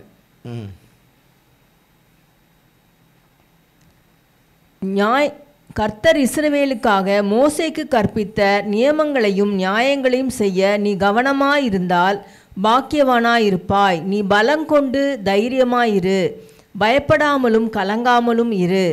இதோ நீ பலங்கொண்டு, நீ என்னவா கொண்டு, ஏப்பா எல்லாத்தையும் தான் வச்சுட்டு போயா மண்டையா போட்டு, எல்லாம் நான் பார்த்துக்கிறேன், நீ ஏன் கவலைப்படுற அப்படி தான் சொல்லுவாங்க. எதுவுமே வைக்காமல் போயிட்டு நீ எல்லாம் பார்த்துக்கடான்னா எதை பார்த்துக்கிறது, நான் எதுவுமே வைக்கல, நீ நான் என்ன பார்க்குறது. இங்கே என்ன சொல்கிறாரு, எல்லாமே கர்த்தர் கொடுத்தது இருக்குது. கர்த்தர் கொடுத்த மனுஷர்கள் இருக்கிறாங்க, எல்லாம் இருக்குது, சகலமும் இருக்குது. எல்லாவற்றுக்கும் மேலே கர்த்தர் இருக்கிறார் உனக்கு. இவைகளுக்கெல்லாம் மேலே ராஜாதி ராஜா கர்த்தர் ஆளுகிற தேவன் இருக்கிறார், கர்த்தர் இருக்கிறார். அவரோடு கூட நீ இருப்பாயானால், அவர் சொன்னபடியே நீ இருப்பாயானால், நீ கவனமாக இருந்தால் பாக்கியவானாக இருப்பாய். தைரியமாய் இருன்னா இப்போ பயப்படாதுன்னு அர்த்தம். தைரியமாக இரு, பயப்படாமலும் கலங்காமலும் இரு. இப்போ சொல்கிறாரு, சிம்பிளாக சாதாரணமாக சொல்கிறாரு. 14ஆம் வசனத்தில், இதோ நான் என் சிறுமையிலே கர்த்தருடைய ஆலயத்திற்காக 1,00,000 தாலந்து பொன்னையும் 10,00,000 தாலந்து வெள்ளியையும் நிறுத்த முடியாத திரளான வெண்கலத்தையும் இரும்பையும் சவதரித்தும் மரங்களையும் கற்களையும் சவதரித்தும் வைத்தேன். நீ இன்னும் அவைகளுக்கு அதிகமாய் சவதரிப்பாய். இன்னும் இதெல்லாம் கொடுத்துட்டு அவனை ஆசீர்வதிக்கவும் செய்கிறார். நல்லாவே, இன்னும் இதை காட்டில் நீ என்ன செய்வாய்? அதிகமாய் சவதரிப்பாய். வேலை செய்யத்தக்க திரளான சிற்பாச்சாரிகளும் தச்சரும் கல் தச்சரும் எந்த வேலையிலும் நிபுணரானவர்களும் உன்னோடு இருக்கிறார்கள். பொன்னுக்கும் வெள்ளிக்கும் வெண்கலத்துக்கும் இரும்புக்கும் கணக்கில்லை. நீ எழும்பி காரியத்தை நடப்பி, கர்த்தர் உன்னோடே இருப்பாராக என்றான். தன் குமாரனாகிய சாலமோனுக்கு உதவி செய்ய தாவீது இஸ்ரவேலின் பிரபுக்கள் அனைவருக்கும் கற்பித்து சொன்னது, உங்கள் தேவனாகிய கர்த்தர் உங்களோடு இருந்து 4 திசையிலும் உங்களுக்கு இளைப்பாறுதலை தந்தார் அல்லவா? தேசத்தின் குடிகளை என் கையில் ஒப்புக்கொடுத்தார். கர்த்தருக்கு முன்பாகவும் அவருடைய ஜனத்திற்கு முன்பாகவும் தேசம் கீழ்ப்பட்டிருக்கிறது. இப்போதும் நீங்கள் உங்கள் இருதயத்தையும் உங்கள் ஆத்துமத்தையும் உங்கள் தேவனாகிய கர்த்தரை தேடுகிறதற்கு நேராக்கி, கர்த்தருடைய உடன்படிக்கை பெட்டியையும் தேவனுடைய பரிசுத்த பணிமுட்டுகளையும் கர்த்தருடைய நாமத்திற்கு கட்டப்படும் அந்த ஆலயத்திற்குள் கொண்டு போகும்படிக்கு நீங்கள் எழும்பி தேவனாகிய கர்த்தரின் பரிசுத்த ஸ்தலத்தை கட்டுங்கள் என்றான். ஆமாம், இந்த உடன்படிக்கை பெட்டி, தேவனுடைய ஆலயம் கட்டப்படுவதெல்லாம் கர்த்தர் குறித்திருக்கிற காலத்தில் எல்லாரும் லைவில் பார்ப்பாங்க. பூமியில் இருக்கிற மக்கள் காணும்படி செய்வார் அக்காலத்திலே கர்த்தர். ஆமென். அக்காலத்துக்குள்ளே நாம் இருந்தோமானால் நிச்சயமாக என்ன செய்வோம்? பார்ப்போம். என்னது? கர்த்தருடைய இங்கே ஒரே ஒன்று சொல்கிறார், ரொம்ப அருமையாக சொல்கிறார். எப்பொழுதும் நீங்கள் உங்கள் இருதயத்தை உங்கள் ஆத்துமத்தையும் உங்கள் தேவனாகிய கர்த்தரை தேடுகிறதுல நேராக்கிருங்க. கர்த்தரை தேடுகிறதுல நேராக்கிருங்க. உடன்படிக்கை பெட்டி நமக்கு கர்த்தராகிய இயேசு கிறிஸ்து தான். உடன்படிக்கை பெட்டி கர்த்தராகிய இயேசு கிறிஸ்து தான். கிருபாசன பெட்டியும் அவர் தான். தகப்பன் தான் நமக்கு. அவரை நோக்கி பாருங்க. அவர் திட்டத்தின்படி நம்மை வழி நடத்துகிற தேவன். அவர் திட்டத்தில் இருந்து இன்னும் நாம் இருக்கிற நிலையிலே இருக்கிறோம். இன்னும் சிலருக்கு இருக்கிற நிலைமையை விட மோசமாக இருப்பதை போல இருக்கலாம், அல்லது அப்படியே கூட இருக்கலாம். ஆனால் கர்த்தர் எந்த நேரமும் எந்த கால சமயத்திலும் கர்த்தர் சூழ்நிலைகளை தலைகீழாக மாற்றிவிடுவார். கர்த்தர் மாற்றிவிடுவார். கர்த்தர் மாற்றிவிடுவார். அவரை நம்பி இருக்கிறவர்களுக்கு எல்லாம் எதிராக இருந்தாலும் கர்த்தர் அவைகளிலே கர்த்தர் வரும்பொழுது, அவருடைய வேலையும் நேரமும் வரும்போது நாம் படுகிற அத்தனை அவமானங்களிலிருந்தும், அத்தனை தலைகுனிவிலிருந்தும், நிந்தையிலிருந்தும், பாடுகளிலிருந்தும், முடியாத நிலைமையிலிருந்தும் நம்மை மீட்டெடுத்து ரட்சிப்பார். நம் அலைச்சல்களுக்கு ஒரு முடிவை உண்டு பண்ணுவார். நம்மளுடைய மன உளைச்சல்களுக்கு ஒரு முடிவை உண்டு பண்ணுவார். நிச்சயமாக உனக்கு அது கிடைப்பதில்லை என்கிற சத்தம் அதிகமாக கேட்டாலும் தேவனுடைய சத்தம்தான் அதை மேற்கொள்ளும். தேவனுடைய சத்தம் அதை இல்லாமல் செய்து, உனக்கு கிடைப்பதில்லை என்கிற சத்தத்தை தேவன் அழித்து உனக்கு கிடைக்கும் என்கிற சத்தத்தை தருவார். அது தேவ சத்தம். அது தேவ சத்தம். உனக்கு சொல்லப்பட்டவைகள் எல்லாம் கர்த்தராலே நிறைவேறும். இங்கே நீங்கள் பார்த்தீங்க, அதனால தான் சொன்னேன் 20ஆம் அதிகாரத்துக்கும் 22ஆம் அதிகாரம் 2 அதிகாரத்துக்குள்ள 20 ஆண்டுகள் வித்தியாசம் இருக்குது. 20 ஆண்டுகளுக்கு மேலே இருக்கும். அது 20 ஆண்டுகளுக்கு மேலே இருக்கும். நம்ம எக்ஸாம் இப்படி சொல்கிறோம், ஆனால் அதுதான் கரெக்டுலாம் சொல்ல முடியாது. அதுதான் கரெக்டுன்னு சொல்ல முடியாது, கூட இருக்கும். சாலமோன் என்றால் அந்த 20ஆம் அதிகாரத்துக்கு பிறகு தான் 21ஆம் அதிகாரத்திலே வருகிறது. சாலமோன் பிறக்கப் போகிறார் என்கிறதுக்கான வார்த்தைகளும் ப்ராப்பசியை குறித்த காரியங்களும் அங்கே சொல்லப்படுது. அதுக்கடுத்து 22ஆம் அதிகாரத்தில் அவன் இளைஞனாக இருக்கிறான் என்று சொன்னால் அப்போ எத்தனை வருடங்கள் உருண்டு ஓடி இருக்கும். ஒரு பொறுப்பை, மிகப்பெரிய பொறுப்பை அவன் கரத்திலே தாவீது கொடுக்கும்படியாய். அப்போ தேவனுடைய திட்டத்திலே நடக்கிற காரியங்களிலே வருகிற அத்தனை இடர்பாடுகளையும் தடைகளையும் சத்ருவின் கிரியைகளையும் கட்டவிழ்ப்புகளையும் அதில் வருகிற அனைத்தையும் கர்த்தர் தம்முடைய பிள்ளைகளை முறியடிக்க வேண்டும் என்றும் தம்முடைய பிள்ளைகளை வீழ்த்த வேண்டும் என்றும் அழிக்க வேண்டும் என்று வருகிறவைகளை கர்த்தர் அழித்து தம்முடைய நாமத்தை மகா மகிமைப்படுத்தும்படி செய்வார். இவர்கள் கர்த்தருடைய ஜனம் என்றும் கர்த்தருடைய சந்ததி என்றும் கர்த்தருடைய மக்கள் என்றும் அநேகர் பயப்படும்படி செய்வார். அநேகர் அஞ்சும்படி, நெருங்கிறதுக்கு அஞ்சும்படி செய்வார். இப்படி செய்யத்தக்க ஒரே ஒருவர் நம் தேவனாகிய கர்த்தர். அவர் திட்டத்தின்படி நம்மை வழிநடத்தும் தேவன். அந்த திட்டத்தில் நாம் இருக்கிறோம். நாம் பெற்றுக்கொள்ளும் பரியந்தமும் கேட்டுக்கிட்டே இருக்கணும். பெற்றுக்கொண்ட பிறகும் அவர்கிட்ட கேட்டுக்கிட்டு இருக்கணும். கொடுத்ததெல்லாம் காத்துக்குங்க ஆண்டவரே, கொடுத்ததெல்லாம் காத்துக்குங்க என்று அவரிடத்துல கேட்கணும். கர்த்தர் நிச்சயமாய் அவருடைய பிள்ளைகளுக்கு செய்வார். நம் ஒருவரையும் கைவிடாமல் மறவாமல் காப்பார். கர்த்தர் இந்த வார்த்தையை நம் ஒவ்வொருவருக்கும் ஆசீர்வதிப்பாராக. ஜெபம் செய்வோம். எங்கள் அன்பின் பரலோக பிதாவே, கர்த்தராகிய இயேசு கிறிஸ்துவின் மூலமும் மண்டையிலே வருகிறோம். தந்தையாகிய தேவனே, நீர் எங்களுக்கு எங்கள் ஒவ்வொருவரையும் உம்முடைய பிள்ளைகள் யாவரையும் திடப்படுத்தி பலப்படுத்தி தைரியப்படுத்தி ஆண்டவரே உம்முடைய ஜீவனின் ஆவியையும் கொடுத்து ஆண்டவரே பலப்படுத்தி நிலை நிறுத்தி இந்த நாளிலே உம்முடைய ஆராதனையிலே பங்கு பெறும்படி ஆண்டவரே உம்முடைய பிரசன்னத்திலே பங்கு பெறும்படி உம்முடைய பிரசன்னத்திலே தரித்திருக்கும்படி உம்முடைய கண்களிலிருந்து மன்னிப்பையும் கிருபையும் இரக்கத்தையும் தயவையும் ஒத்தாசையும் சகாயத்தையும் பெற்றுக்கொள்ளும்படி செய்து கர்த்தராகிய நீர் ஒவ்வொரு பிள்ளைகளுக்கும் உடைய பிள்ளைகள் யாவருக்கும் எங்கள் யாவருக்கும் துணை செய்கிறீர் என்பதை சத்துருக்கள் கண்டு மனமடிந்து போகும்படி செய்கிறவரே, நீர் அப்படி செய்து எங்கள் எல்லாருடைய தேவைகள் அத்தனையும் உமக்கு தெரியும், காரியங்கள் அத்தனையும் தெரியும், அத்தனையும் நீர் நிறைவேற்றி உம்மிடத்திலே உமது நாமத்தினாலே உம்முடைய பிள்ளைகளாகிய நாங்கள் கேட்டதற்கும் மேலாக செய்து எங்கள் தேவனாகிய கர்த்தர் ஒருவரே நல்லவர் வல்லவர், அவர் கிருபை என்றும் உள்ளதென்று ஒவ்வொருவரும் உமது நாமத்தை துதித்து பாடி துதிக்க கிருபை செய்யும். உமது நாமத்தை பிரஸ்தாபப்படுத்த கிருபை செய்யும். உமது கரத்தில் எங்களை அத்தனை பேரையும் ஒப்புக் கொடுக்கிறோம். இயேசு கிறிஸ்துவின் மூலம் செபிக்கிறோம் பிதாவே. ஆமேன் ஆமேன் ஆமேன். என் ஆத்துமாவே கர்த்தரை ஸ்தோத்திரி, என் முழு உள்ளமே பரிசுத்த நாமத்தை ஸ்தோத்திரி. என் ஆத்துமாவே கர்த்தரை ஸ்தோத்திரி, கர்த்தர் செய்த சகல உபகாரங்களை மறவாதே.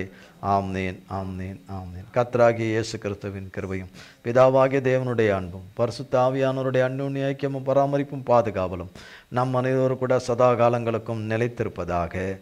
ஆமேன் ஆமேன் ஆமேன். இயேசுவின் ரத்தம் ஜெயம். இயேசுவின் பரிசுத்த நாமத்திற்கே ஸ்தோத்திரம். God bless you.